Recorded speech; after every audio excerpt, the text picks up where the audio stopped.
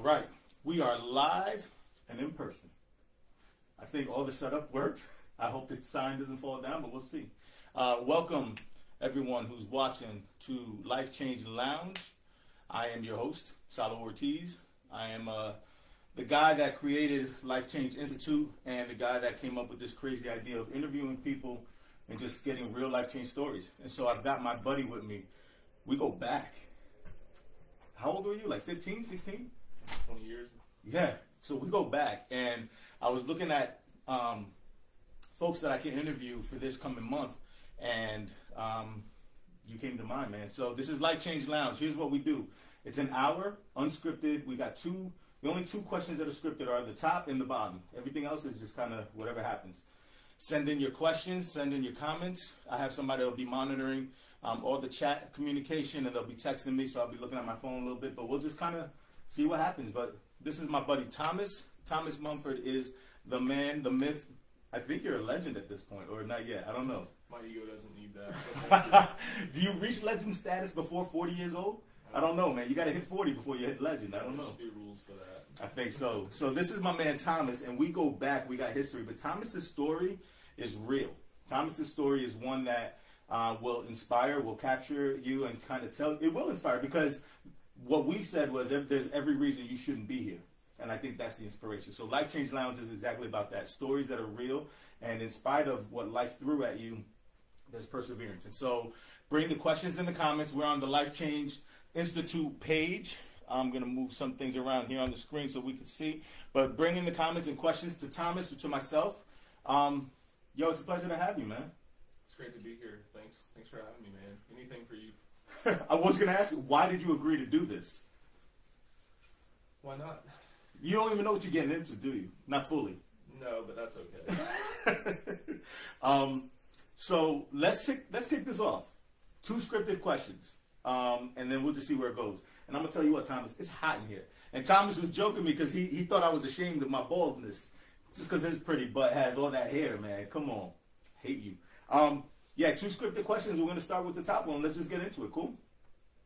This Life Change Institute, what we do is we try to talk about the life change moments. We talk about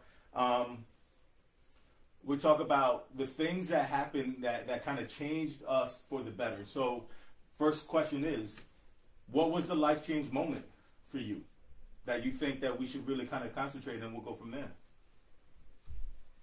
I've had several life-changing moments. I guess the one that everyone likes to hear about is that when I was 6 years old, my dad killed my mom and left me and my sister, my year younger sister than me, with my grandmother, and so I lost both my parents in a short span of time. And damn. Me and Thomas go back 20 years. He said, we've never talked about it. You know that, right? Like, not fully. I suppose not in depth, yeah. We've taken bits and pieces. We've never fully just sat down and chopped it up like this. So this is new for me too, yeah. So this is going to catch, this is like the real responses here are going to be like, damn, I didn't realize you were 6. Did you know what was happening at 6, or did grandma tell you later, like after the fact? No, I definitely didn't know what was going on. You got to get the mic closer to you. Okay. Just because you talk so soft, man. He's a gentle dude, so. How about up here? Is that going to work? Sure, or just hold it even if you want. I don't care. We can do it however we need to. But yeah, you didn't know what was happening, right? Like, was that here in Virginia Beach, or was that? No, I was living in North Carolina at the time, gotcha. And we came here to be with my grandmother, and I didn't really understand. My sister was 5 and I was 6, and we didn't really understand what death was, or why our parents weren't there, or what had happened. That all came later. Yeah. So, where's Dad now? Is he alive? He is alive and in prison. You don't know which one? You don't know nothing about it? He's in a prison somewhere in Carolina, and I know that he got something like 40 years in prison. So that's it? All right. So 40, you were 6, you're 34 now? Yep. So in theory, in another 10 years or so, he's getting out. Yeah, I think he could probably be out. I don't know. I forget how prison time works. Like 85% for good behavior. So something as early as like the late 2020s, I suppose. So what does that mean for you? Like, do you try to connect? Do you allow him to connect? Do you, like, I don't know. I don't know how this journey's been for you. I would say when I was like 12 years old or so is when my family started to tell me what actually happened, and I decided at that time that I didn't want to have any relationship with my father whatsoever. I asked for my other family to ask him to please stop sending me birthday cards or letters or anything like that, and he did. So I haven't had contact with him for all these years, mostly. So is that the so we assume that that's a certain way, that it's life-changing in a certain way. We're getting feedback saying sound isn't working, so y'all let me know if y'all can hear me on the comments, even if it's just my mic. I don't know, we might have to switch mics, but we assume that it's life-changing in a certain way. Why was that? I guess, I mean, it's a dumb question, maybe, I don't know. Why is that the life-changing moment for you? How did that change your life for you, from your perspective? I was uprooted, I lost both my parents. I moved to a new state. Everything about my life, every aspect of my life was shifted. So that was just the first major, life event that I can remember. Yeah. So the most drastic change. That was the most drastic change. But you weren't aware of it at the moment. It's just drastic because what you thought it was supposed to be, I guess, growing up in Carolina and then moving up here, right? Like, yeah, it's like, why am I in this new place? Where are my parents? When are they coming back? Right. What are all these feelings I'm feeling? You right. know? Check and see if the blue dot is on. Yeah, the dot is on. Yeah. Man, hold on. I'm just gonna check, Thomas. I'm sorry, man. I'm sorry for the technical difficulties. I mean, we can just stop and start over if we need to, buddy. Nah, man. We're gonna do this regardless. Because now I'm captivated. Really, is really what it is. So now you're just stuck with me. Are we able to hear me? We'll see if maybe this picks up. And we'll just talk into that. We'll just put it up there and we'll just lean up here and see what happens. Let's get closer and try this one. And get intimate and personal. Was it as life-changing for you as it was for your sister? Like, where are you at with your sister? Like,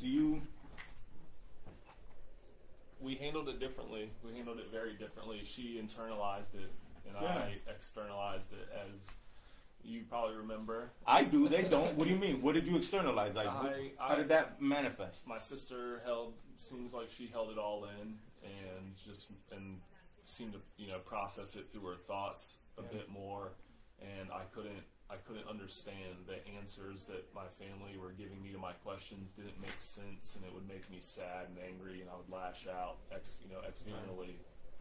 At yourself or at whoever was around, like whatever. All of the above. Yeah.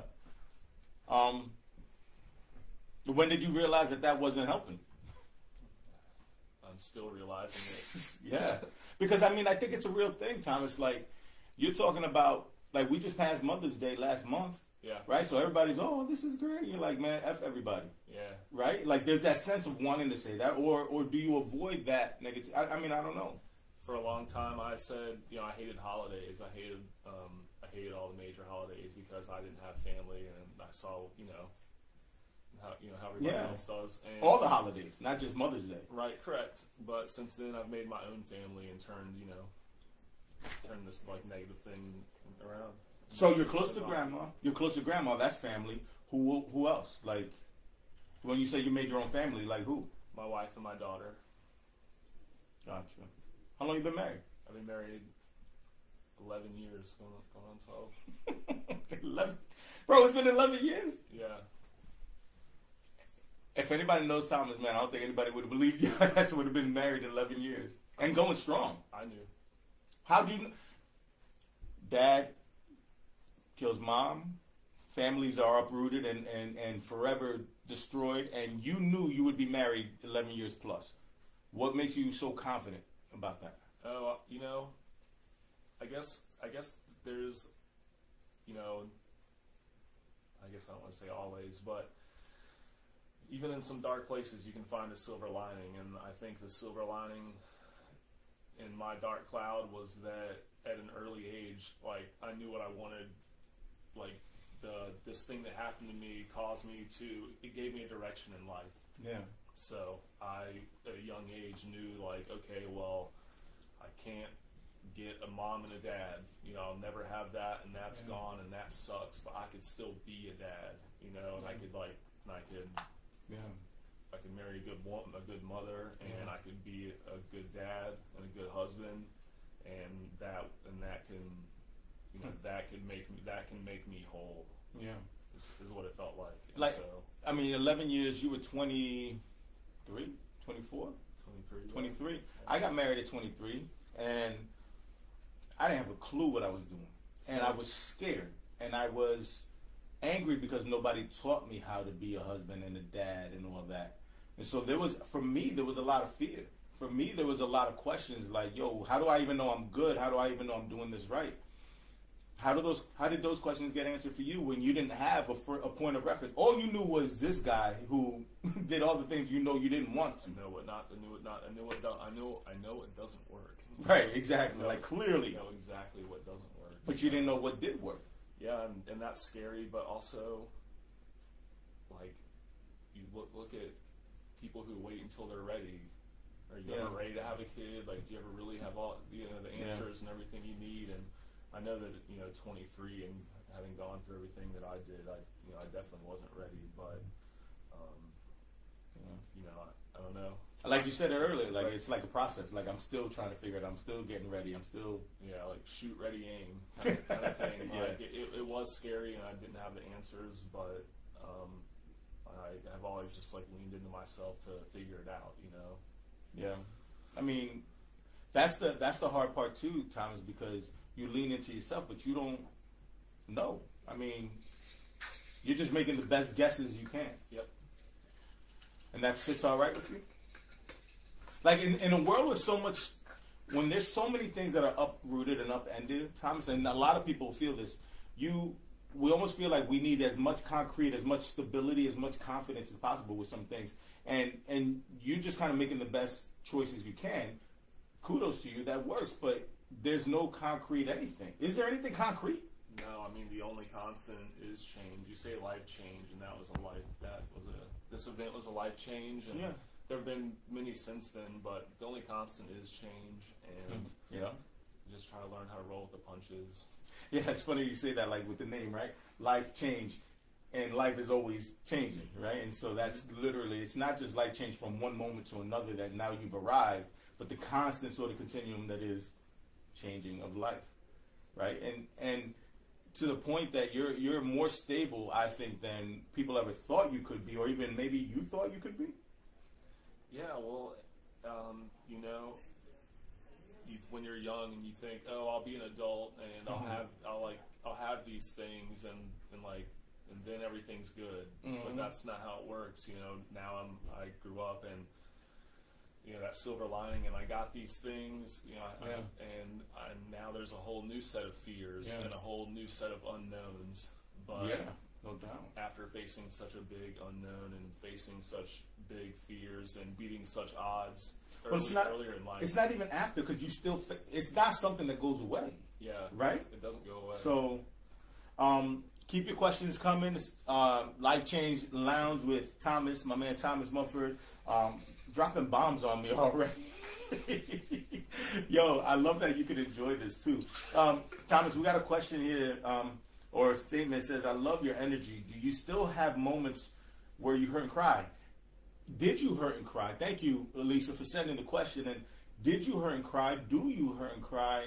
And then for what? Man, I was actually really hoping a question like this would come up. I just moved a couple of weeks ago, and it hasn't been smooth. It hasn't been a smooth transition for my family to move in the middle of the school year, and you know, I have been struggling to balance work and, you know, being a husband and a father and trying to work on this new place we're in these last couple weeks, and it's been insanely stressful. Yeah. And, you know, so yeah, I still get scared. I still cry sometimes. It's, but it's more because of the current, or is it because of, like, is it bouncing back and forth between the past and the current? No, I'm fortunate enough to feel like I've worked through a lot of these past I've moved past a lot of those issues that I've had to deal with in the past. Like you said, I know how reckless you've been, how different you've been, edgy, but you've moved past it. What did you do? What do you think helped you move past that, so to speak? Oh man, a willingness to face it directly. So you didn't run from it? No, I remember being a young teenager and deciding that I would sit with the awkwardness and the uncomfortableness of you know, certain feelings or discussions that needed to happen. Yeah. And I didn't have a lot of help, but I did a lot of it on my own, unfortunately, and it's taken all this time. But sitting with those feelings and you know, trying to work through a lot of it, talk through it, has really helped and brought me here. Yeah, I mean, I think that your willingness even to do this interview, knowing that it's on Facebook, knowing that it's going to go on YouTube, knowing that it's going to be for whoever to listen to, I know that there's no shame in your story. I didn't expect that you'd be ashamed of it per se, but it's deeply vulnerable. You know, I mean, that's personal, that's deep, and it's heavy. You know, it's heavy. It is, but you know, other people are going, you know, through, you know, different but maybe similarly heavy situations, and if anything that I could say would help even one person, then any amount of embarrassment or awkwardness or shame was 100% worth it. So here's the heavy questions that I got. Keep y'all questions coming, guys, online.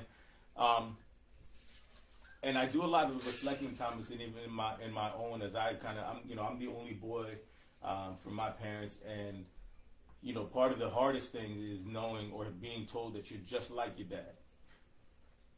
Do you hear that a lot?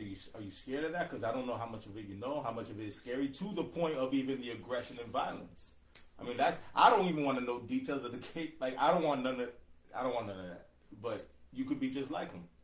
Yeah, I've definitely been told. Really? That, you know, by more than one person, and I feel it. You know, I don't know if that makes any sense, but as you get older, you know, like genetics start to kind of work their way out in some things, and so I definitely am starting to like feel the genetics pull of things, as well as some of the maybe some of the like social malfunctions. Social malfunction. That's a good name for it, man. I'm gonna start using that one. Yo, I got some social malfunctions. I call it the Star Wars effect. Because Luke always ran from Darth Vader, right? But he's like, yo, you just like me. You got to come along here. And you see, right, in Star Wars, you see this embodiment of evil. And you're like, nah, I ain't like that at all. And everything he tried to do kind of pointed towards the fact that he was just like him. And that's hard for some of us, man. You know, we're coming up on Father's Day, you know, in a few weeks.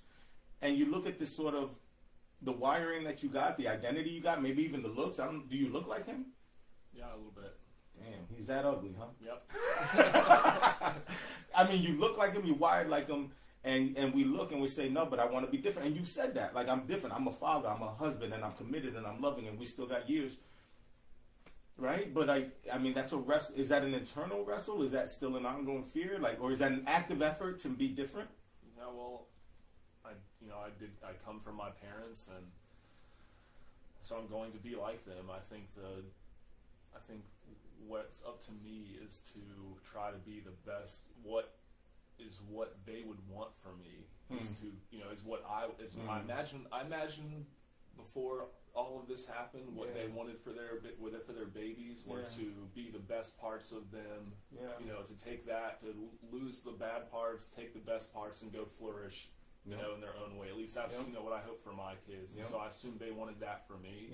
And I think the best way to deal with it is to try to pick, you admit, just accept, yes, I will be like my family, no matter how much I don't like it. You got to own it. To own it and to try to pick the best parts and leave the bad stuff behind. As much of it as possible. I mean, I think that it provides balance.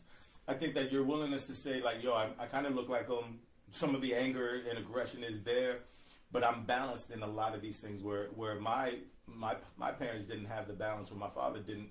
I'll recognize it's there and I'll acknowledge it, but I also know that I'm building the positive parts, knowing that that's there, right? Like that, and that's key, because you're not going to be some choir boy as a result, right? You're not going to be.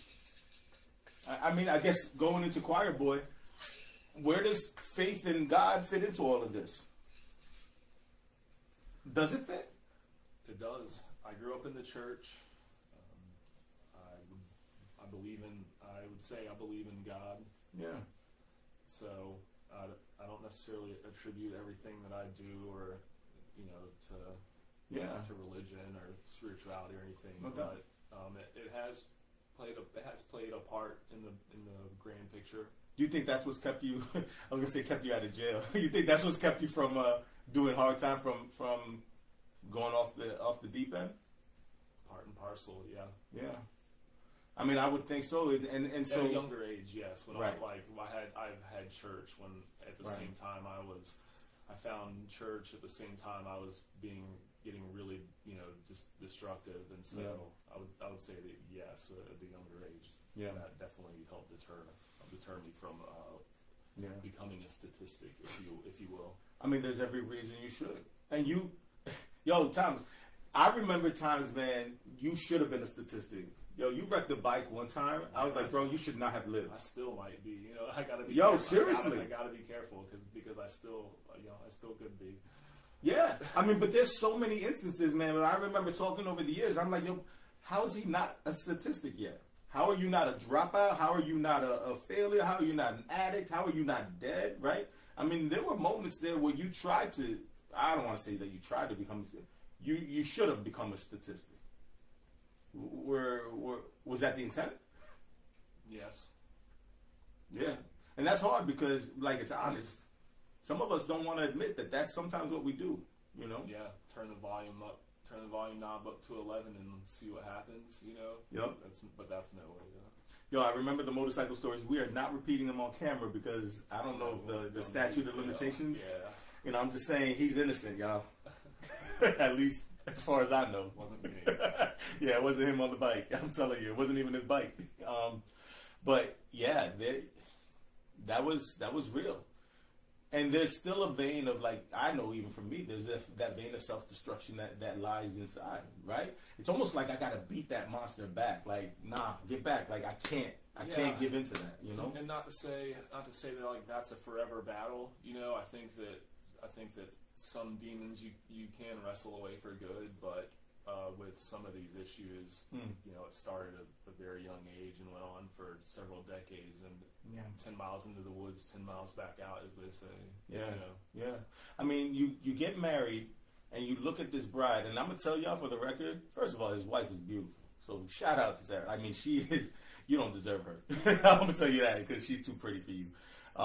And smart. Hello, my wife. You love my wife? No, I hated my wife. But you look at this woman that you get blessed with, and and again, do you fight the demon that's back there to push him back because you want to be loving and embracing, right, to somebody who's so loving to you and supportive and nurturing to you, right? I mean, that's got to be kind of weird, cool, right? Yeah, my wife's been great. She, from a young age, even through all my struggle, and she loved me unconditionally and stuck with me through friendship and eventual marriage. Did you ever wonder if your story would scare her or scare her away? Did you avoid telling her your story? No, I didn't. For whatever reason, I've been very open and honest with even strangers about about my story or really anything. So no, pretty much anyone who knows me knows where I came from. So. Yeah. And again, I think that was, maybe it was intentional, maybe it wasn't, but it helps to fight back the shame that some would think that you hold, the shame, the guilt, the embarrassment, the whatever it is, by being intentionally outspoken about something. I think that the things that we try to hide then start becoming shameful in a lot of ways, you know? So props to you, man. Keep the questions coming, y'all, on this Life Change Lounge with Thomas Mumford here. I got a question from Carolyn Thomas. It says, number one, she said moving is a daunting task, so she feels your pain. So just good luck. I ain't helping. You notice we didn't talk about, like, if I'm helping them, I got to pick up. I didn't offer for a reason. Yeah. She said, what do you think you do when you feel lonely in weak moments and it feels like there is no one to turn to? How do you cope? Like, so, and there is those lonely moments. You're a night owl. This is something that we joke about all the time, but at 2 in the morning, ain't but so many people up. Your wife is actually normal. She's in the land of the living, and you stay up all night. So in those lonely, dark moments, like, there's that feeling that you don't have somebody. Like, what do you do?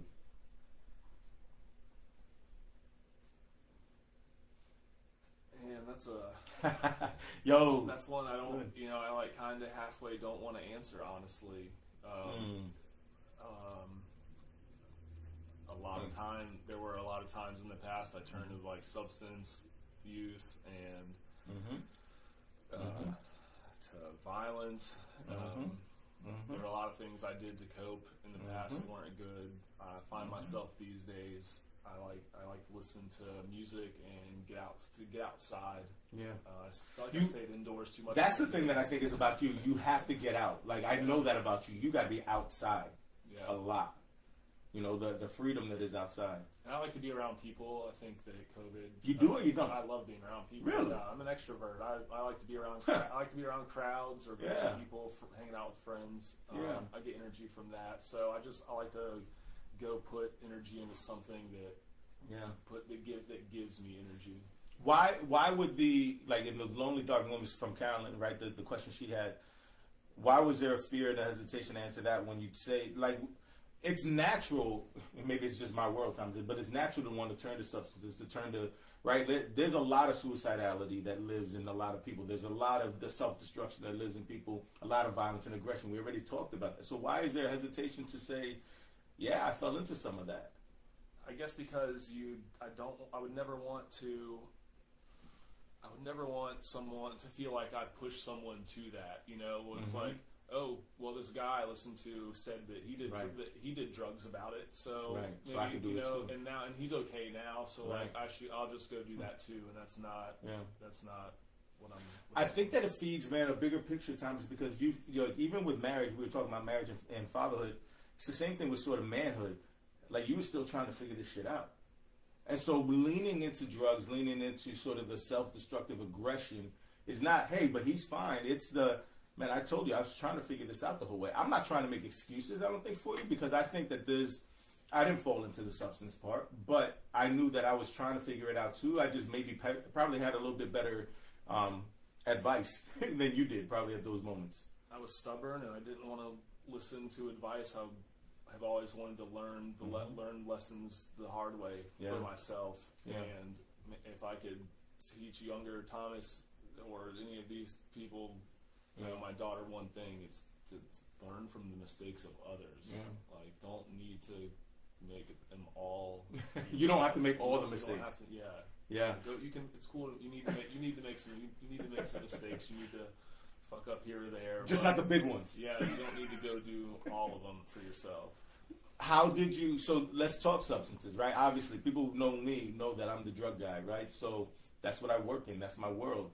How did it not grab you? I mean, I understand that there's a season of grabbing, so to speak, but how did you not give into that? Because that's like bowling in your socks. Like, you're gonna slip and crack your head open. Like, how did it not grab you and you're not there now? What do you think helped? Not wanting to be a statistic. At some point I thought, okay, well, screw everybody so much. Well, like, I'm going to go do drugs and not become a junkie about it. Yeah, do the opposite of what is almost the expected, right? Yeah. You had every reason to. So your stubbornness worked to your advantage. It did. Right? It did. I got lucky, and it did in that scenario. Yeah. Yes. Because you were married at 23. Did your wife help in a lot of that? Because like I said, that's a good woman. She is. She's a good woman, and she's the opposite as me in a lot of ways, and we, which does create some tension, but we've managed to lovingly work through that and rub off on each other for the better. I feel like. Yeah. So here's a good question from Lisa too. Keep the questions coming, y'all. On this Life Change Lounge, we're halfway through, man. Time flies when you're having fun. It does, yeah. Isn't that crazy? This feels like a 60-second clock. But Lisa asks this. She says, having no parents, what did you do to fill the void? Who filled that parent void? Because here's the honest answer is, well, I got married and her parents are my parents, right? Like that's often but it's even coming up. I don't know. Is that usually the answer? I mean, kind of. I think that we look for that to be the answer, and then it can't be. Yeah. So I think it's an honest question, like, who did fill the void coming up? Like, from 6 on, or even now? This is another one that I was hoping to at least, another question for you guys to hit on, so that I could at least get a chance to plug. Give the shout-outs, man, please. A few of my role models. Please. I was, I guess, I don't know what you would call it, lucky enough, fortunate enough. I say blessed, but I think it's a combination of both, the roll of the dice and the... I was blessed to be introduced to a couple of guys who have just been an example, a shining example of what unconditional love is. Yeah. And when you, to me, when I felt that unconditional love, I knew that's something like that I want. What they're doing to me, whether they know it or not, is so profound that that's how I want to be. Right. And that shout out to my man Sala right here, Frank Painter, Mike Schmidt, Jerry Kaufman, my wife. Yep. She's not a man though, but yeah. That's fine. That's fine. I mean, it works. Yo, when we met, I was, that was 20 years ago. I mean, I was young. I was 23, 22, 23, right? I mean, we didn't go into that relationship thinking that that's how we were going to be. Thomas will hit me at random and be like, bro, are we going to eat or what? And it'll be months, years, like, what's up? And that's how we do. And you never realize that you can be a positive, because I'll tell you, that's something that feeds my spirit, Thomas, is the fact that I could be a positive influence on somebody from a manhood standpoint when I didn't know what the hell I was doing myself and still don't. That's weird to me, and that's cool. But you saw something in Frank and Mike. Shout out to Frank and Mike, man. These are two dudes, Frank and Jerry. Jerry's a bad dude too. He's hilarious. You saw a quality in them that was strange, but you needed and you wanted, right? So, but I think that initially there's a little bit of a pushback, like a resistance. I want it, but this is weird. Don't hug me. Don't tell me you love me. Shut up. So there's a gap that needs to be bridged there, and that gap is that you guys were an example of unconditional love, but you can't pour from an empty cup. And so for me to want to be that, for me to want to be for me to want to overflow into other people, you first have to learn how to fill your own cup. You can't be empty. Absolutely. And be a shining example of love. Absolutely. So that's when I told you, when I was thinking about you, like, we've been doing Life Change Out for a little bit, and I was like, I don't know if I'm ready to ask Thomas for this story. I don't know if Thomas is ready to share the story, but I don't know. Like, I'm finally in a place where I can have an interview where we've got all of, 6 people watching or whatever it may be, right? But one day it'll be 6 million. But finally to be able to embrace this relationship and say, yo, come with me and let's talk about it. I mean, I think that that's fun, because I didn't think I'd have the opportunity, like, in a platform like this, and let alone to be able to share this time. Like, so thank you for being willing. Being willing to let me, Mike, Frank, Jerry, to feed into you. You could have pushed everybody away. You could have pushed literally everybody away. And you could have gravitated to the negatives, and they were there. But you leaned into these guys, who are normal dudes. They're just cool dudes, but you leaned into them rather than pushing them away. Right? I mean, and you still do. What do they feed now? What do those guys in your relationship as a man and as a father and as a husband, how do they encourage and nurture you now? Unfortunately, I don't have contact with everybody. Life gets busy and things happen. Yeah. But I feel like what has happened is that they've enabled me to go out into the world and now do that same thing for other people. So you mentor other people then? I wouldn't go so far as to say that, but I see similar relationships forming as to you and I, you and I 20 years ago, and now the same sort of relationships form with me and other guys, and it's a weird feeling, isn't it, when somebody's looking up to you and you're like, are you sure? Like, bro, you don't have the whole story. Like, if you only knew. Right.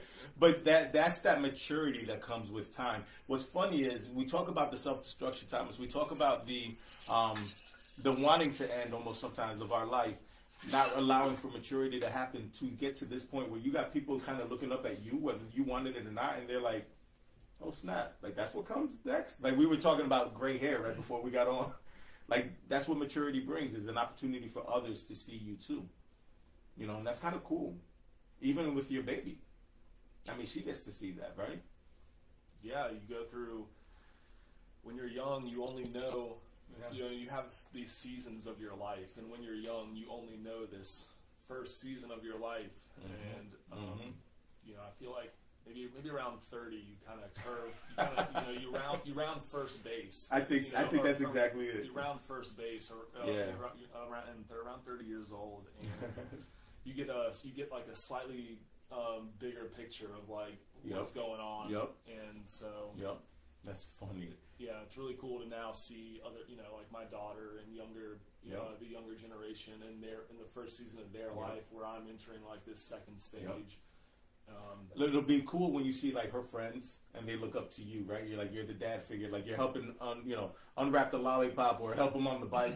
I can't tell you the number of kids I help learn how to ride a bike, and I was like, man, you ain't even my kid. Like, what am I doing, right? But you learn to mature and come into this place of embracing the fact that you're somebody that some people can look up to.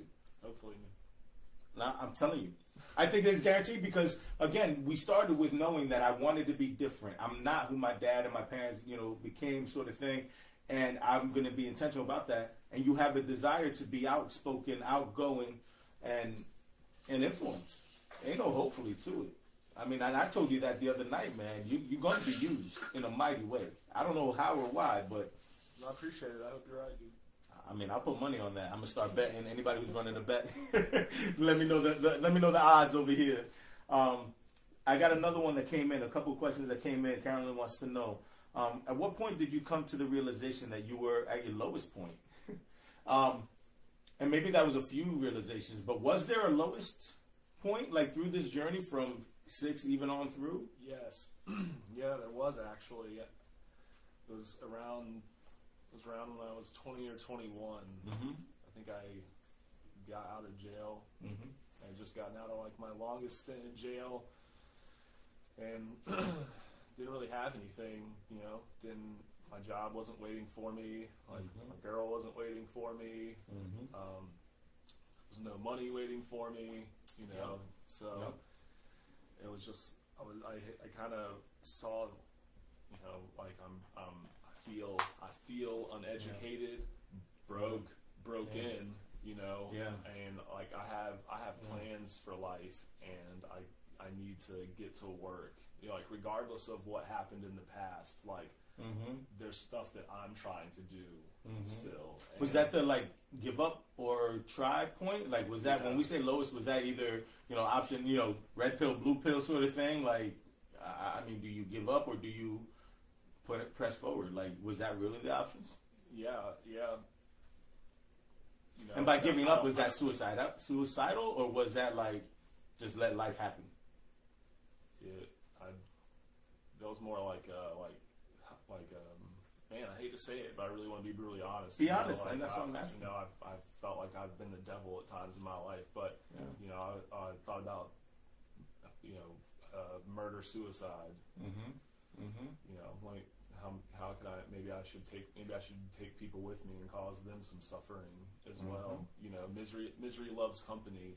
Yo, but that's honest, man. I think that's because you look at where it came from. You look at the history, and it's not that it was born out of your dad's situation, but that is a reality.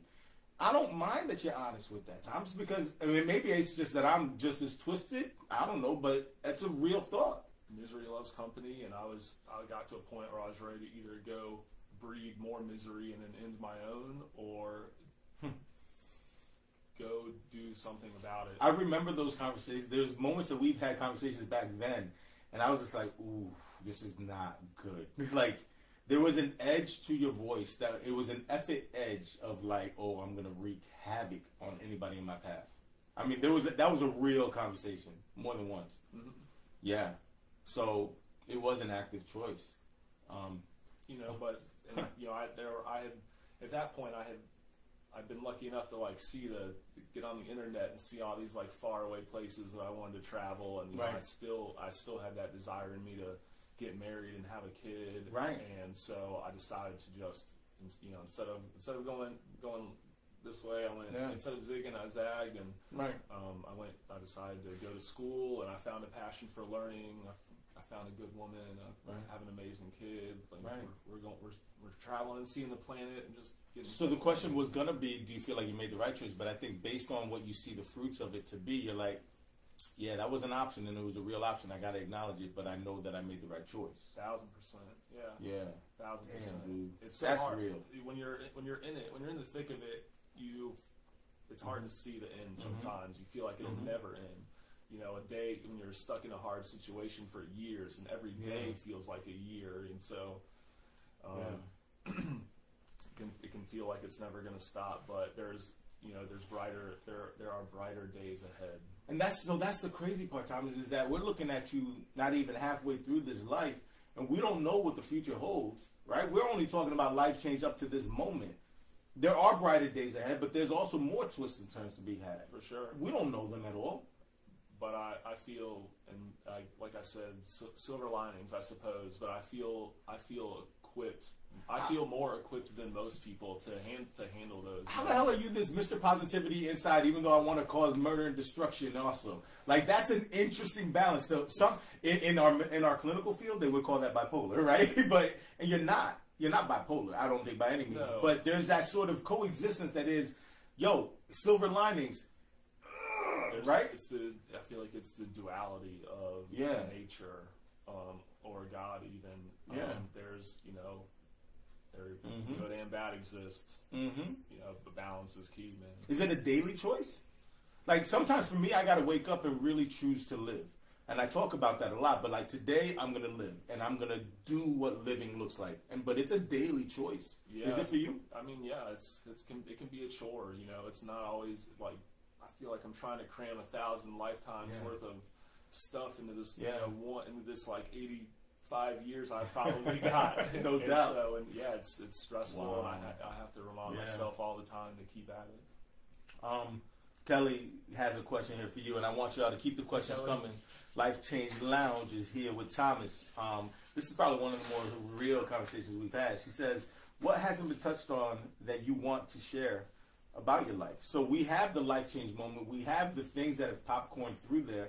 Good question, Kelly, because that's the thought. Like, you could get caught in just the life change moment itself, but we're missing some things, and I know something that I'm going to touch on. But what do you think hasn't been touched on that you would want people to recognize, even from that life change moment to now? Like, what is it that you would want people to know about you, about the Mumford name, about something?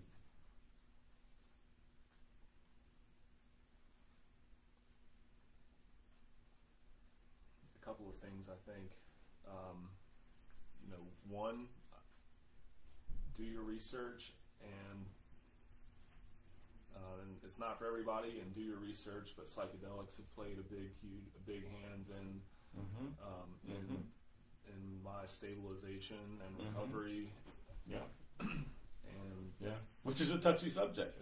That's a touchy subject. I'll leave that for perhaps another day, or we may have to. We'll visit that one again. We'll talk about that another day. But there's a lot of medical research on there. Yeah. And then the other part is just that it doesn't have to, your life change moment. It isn't the only one, and it doesn't have to define you. It's not the only thing that defines you. Absolutely. Since then I became a husband. That was a pretty, that was a pretty life changing moment. I became a father. I would say that was the most life changing moment. Yep. And that's the one that I was going to touch on. So, all right. So I'm going to back up real quick. You are very intelligent. very wise in a lot of ways, and you've learned. You've done, like you said, no doubt. Kudos, props to you, because you, like you said, you're like, do your research, be intelligent. If I've seen any further, it's only because I stand on the shoulder of giants. I don't know. I love that one. I don't know who said that. I don't know that, but that's pretty damn good. Props to the old smart guy. Yo, man, you gonna make me cry on here. But I think that I think that what the answer is to you when you kind of went to psychedelics is whatever, is that oftentimes people see or hear a life change moment or a life change situation and then immediately want to put you in a box of what it's supposed to be to quote unquote fix it or make it better or become, right? This box of destruction or this box of success, but that box is not the same for you. Yours is like Swiss cheese, like screw a box. Like, I don't even need a box. I don't mind the response of psychedelics or whatever. No, I'm not co-signing that because that's not me. But I know that you've done your research. You are intelligent enough and wise enough to see the role that plays, and this is my journey. What you're telling people is this is your journey. Yeah. I give credit to that. It doesn't need to be my box for you to be successful. Right? And I think that key. I think that's important. I'm glad that came up. Thank you, Kelly, for the question. I'm glad you were able to say that. This responsibility of being a husband and father is equal to that as well. So there's the need for responsibility within these other options that are outside the box that I need to do. So fatherhood, right? Because that's the one that we haven't touched on. Man, that little girl, that angel, man. My daughter is the coolest human that will ever exist. I'm a little biased. Yo, that's my story, and I'm sticking to it. Is it one and done? Is she gonna be an only child? No, man, I got it right the first time. You're like, why mess with perfection? My kid is so good, man. My kid is the most awesome kid. I couldn't hope for better. She's been so hilarious and smart and easygoing. How do you let her know about her family tree when she starts asking? Because my kids ask about their family tree. They ask about the tree and how many branches it went this way and that way. And there's some parts to her tree that she's going to have to hear about. Yeah. So I guess she's not old enough to the point where we're having discussions like quite as deep as this one, Yeah. I'm 100% honest with my daughter. Yeah. I will always be. I don't hide anything from her. And so when she asked, I try to give her, maybe like a watered down, the watered down truth, that's acceptable for a 10-year-old. Not watered down. It's filtered. I think it's more of that because you don't make it soft. My 10-year-old doesn't need the gory details, right? But she does know that Grandpa killed Grandma and got out of my life at a young age. Yeah. So she knows like the broad strokes. Do you think that draws you closer to her and her closer to you, or do you think that causes a divide in a sense? A little bit of both.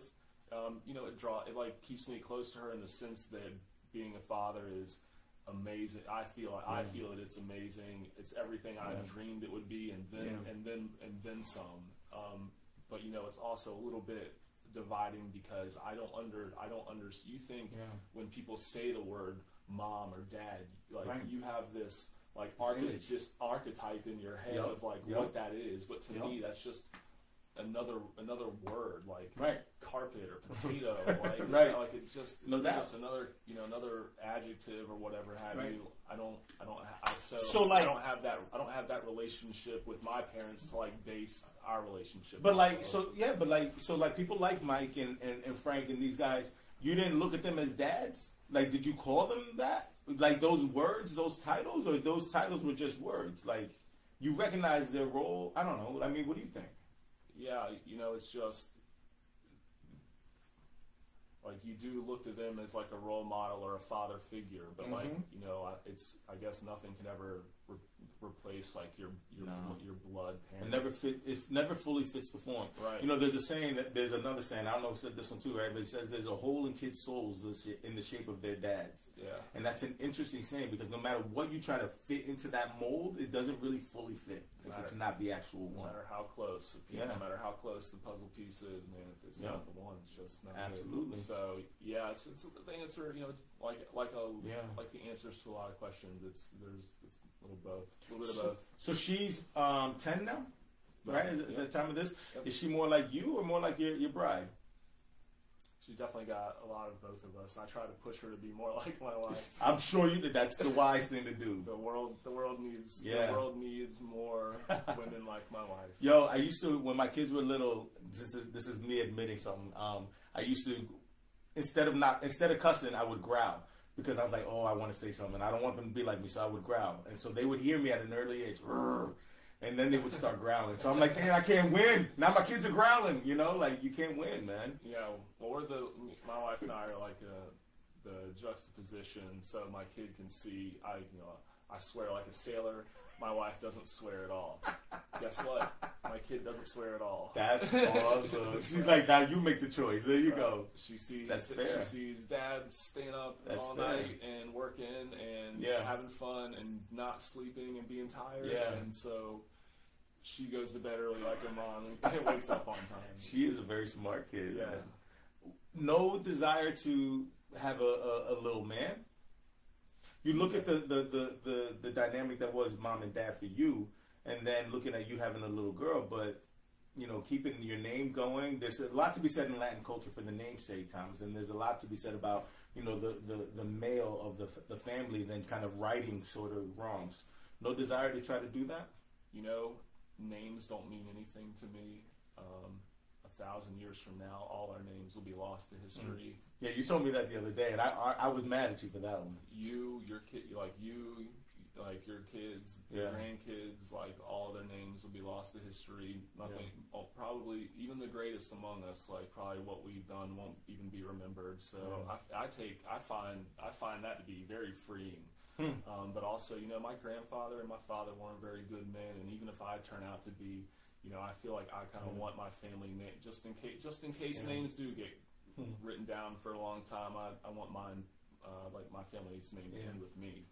So here's the cool thing about this. I heard this from somebody, Thomas. It was cool. Like me growing up, we didn't have the internet. God, that shows my age. Yeah. But now this is on YouTube. This is on Facebook. This lives in eternity, in infinity and eternity, because this is captured on video. And we didn't have that. So the name can actually live longer now in the story. It's funny how you're able to be on camera, be here on the internet, and tell this side of the story, tell this namesake, and let this part of it live forever. Yeah, I mean, I hope it does, man. I hope you build an empire here, and I hope the impact stretches throughout eternity. You know? That's the plan. But even still, I know that your little girl will look it up one day, and she's in college and be like, "Yo, that's my dad, and that's his story." I hope so. You know what I'm saying? And that's what makes it keep living, is the fact that it's so easily accessible now in this digital age that wasn't when we were kids. So things could die off then, but now, I mean, there's no telling where this is going to go, because it's there and it's always accessible. You know, I'd be curious to see, man, how we respond to this 10 years from now when we look at this story again. Let's plan for that. In 10 years. We got a date. In 10 years, we got this date. May 25th in 10 years. That's what we're going to do. That's right. We've got a few minutes left. This has been great. Life Change Lounge here with Thomas. So keep your questions coming. If anybody's got any, we will freewheel some questions here now in some time. I know that I want to say this. I want you to be able to answer this other scripted question while we're waiting for other questions to come through, and then wrap this thing up. Here's the other scripted one.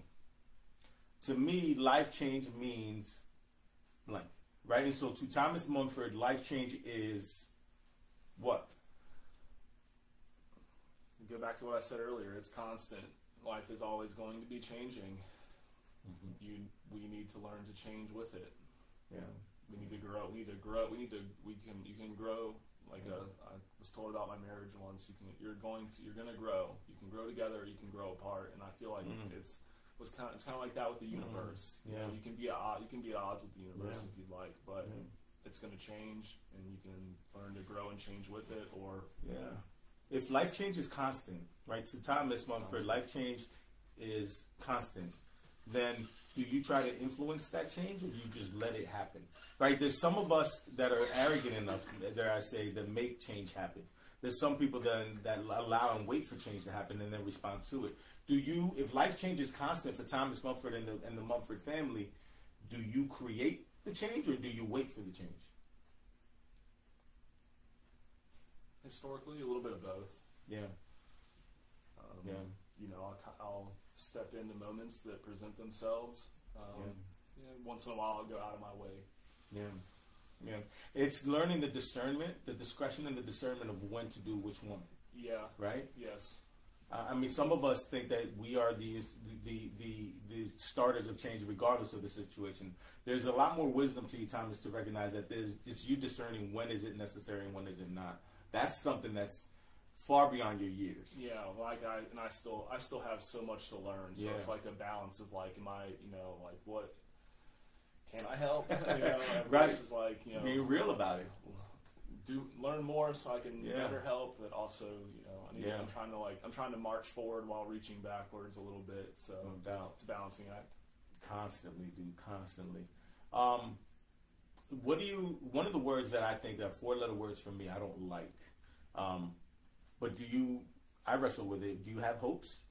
Do you have, right? And hope is funny because when you look at hope in scripture versus hope in how we look at it in the Western world or whatever, right? You can look at a different definition. But what do you hope for? I hope to continue to be a good husband and father and live a life in service of others. Yeah. Yeah. I'd like to squeeze some traveling. I'd like to see this planet before I'm gone. But no doubt. my hope is that I can just continue to be a good husband and father and to live a life in service of others. So, like, it was explained to me from some friends. They were talking about scripture and they were talking about the word hope in biblical kind of terms. And what they were saying was like that word hope is this saying of not like not that I'm eager to see if it happens, but I'm hopeful because I know it's coming regardless. And so I'll talk about it with a hopeful sort of tone to my voice because it's coming. And so when you say I hope to continue to be a good husband and father, I hope to see this planet, it's it's going to happen, and I can't wait for it to happen. Yeah, I people often speak of hope as if it's luck or. Yep, that's exactly it. And yep. I don't believe in such thing. I'm not just patiently sitting by waiting for these things to come my way. I'm using my time to go out and try to make it happen. Yeah. I don't know that it will, but like if it doesn't, it won't be because I didn't put forth the effort. Exactly, because you didn't put everything you had into it. Right. Man, ain't that some truth for you? Man, we've got couple minutes left here for Life Change Lounge. Man, that went quick, didn't it? Went by quick. What do you think? So in these final moments, Thomas, this is yours. Open platform. Shout outs to whoever, big up to whoever, hype whatever. What do you do now? Like, do you want to hype what you do now, what you're into, or where people can find you, or what next? Like, this is yours. What do we hype? No, I don't really want to push, whatever I'm doing currently. Yeah. That can change. I just like to be an example to people. That little light of hope. I'd like to be a source of love for anybody that might need it, a source of information if anybody needs to talk. Yeah. I just want to be a good example. Can we do that? So if people are reaching out to me and they're like, "Yo, I want to connect with Thomas," you're cool with that? Yeah, 1,000%. If anybody wants to connect for whatever reason, they can reach out for you. Do that. Hit us up, Life Change. This is lifechangeinstitute@gmail.com. Hit us up on the email. Hit us up on all the socials, and just send us a message and say, "Yo, I want to talk to Thomas." And I think that's what's key about the relationships that we build on the lounge here is that these are people that we are strongly connected to and that have an impactful story. I started the hour with that, man. I told you, you got more influence than you ever realized, and your story is impactful, not because of the trauma, but because of who you are now and what you've become, right? This sort of metamorphosis, this butterfly, this beauty that came from it. You're a butterfly. I feel like a pretty butterfly. Oh, you ain't nothing but a pretty little butterfly. Ain't that the manliest sort of compliment you ever heard, right? Man, I think that's about it for us. Bro, you've been great. I want to say, I'm going to take the last few seconds, man, and say, I'm honored to call you friend. I'm honored that you've allowed me to stay in your life where I've been very spotty, where I've been in my own space of like trying to disconnect and trying to be in the darkness and those sort of things. You don't let that happen. And I'm thankful for you because you're persistent in your own sort of way, but it's not because you want something. It's just because you know it's healthy and necessary to do. And it tells guys like me that we need to do the same and continue that. And I want to tell you, man, I'm so damn proud of you. Thank you, man. We don't hear that enough from as men and let alone as young men. I've got a few years on you. If you don't hear it enough, man, I'm so damn proud of you because there was times there when we were like, ooh, I don't know where this is going to go. This man is a real man. This man's a real husband. This man's a real father. I'm proud of you. Thank you, sir. I'm so proud of you. It means a lot to hear it. I agree with you. We don't hear it enough. Yeah. I'm going to go make sure I say it to a few guys that I know need to hear it now. Thank you. Absolutely. So thank you. I think the pleasure was more mine than yours. We've got on here, it says, thank you, Thomas, for sharing your story. You are an inspiration, and I think that's absolutely true. So it's good to be here, man. Can't wait to come back. Yo, we will have a reunion tour, so I love this. So with that, man, that's our last, that's the end of our Life Change Lounge for this segment. Thanks, guys. Thank you guys for having us. And Thomas, thank you, brother. You are the man. I appreciate you, brother.